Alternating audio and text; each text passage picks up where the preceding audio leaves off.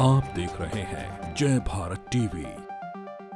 नहीं रहे भारत में हरित क्रांति के जनक, देश के महान कृषि वैज्ञानिक एमएस स्वामीनाथन का निधन भारत और भारत के किसानों की बदल दी थी तकदीर।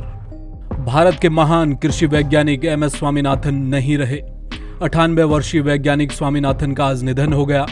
लंबी उम्र के चलते आने वाली दिक्कतों के चलते तमिलनाडु की राजधानी चेन्नई में सुबह 11:20 पर उन्होंने अंतिम सांस ली। स्वामीनाथन का जन्म 7 अगस्त 1925 को हुआ था।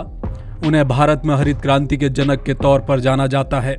स्वामीनाथन डिपार्टमेंट ऑफ एग्रीकल्चर के वैज्ञानिक रहे। उन्होंने 1972 से लेकर 1979 तक Indian council of agricultural research के अध्यक्ष के तौर पर भी काम किया। कृषि क्षेत्र में उनके उल्लेखनीय योगदान के लिए भारत सरकार ने उन्हें पद्म भूषण से नवाजा था। स्वामीनाथन की गिनती भारत के महान कृषि वैज्ञानिकों के तौर पर होती है। उन्होंने धान की ऐसी किस्म को तैयार किया जिसने भारत के कम आय वाले किसानों को ज्यादा धान पैदा करने के काबिल बनाया। वैज्ञानिक स्वामीनाथन की हरित क्रांति के चलते भारत में गेहूं और चावल के उत्पादन में भारी इजाफा हुआ। भारत में नई किस्म के बीजों का इस्तेमाल किया जाने लगा।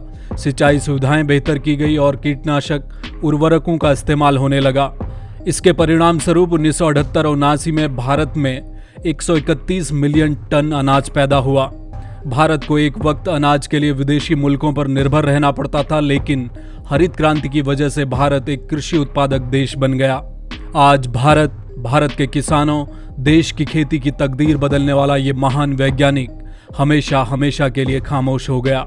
मगर उनके द्वारा किए गए उल्लेखनीय कार्यों का ये देश हमेशा ऋणी रहेगा और उन्हें हमेशा याद रखेगा। ब्यूरो रिपोर्ट, जय भारत टीवी।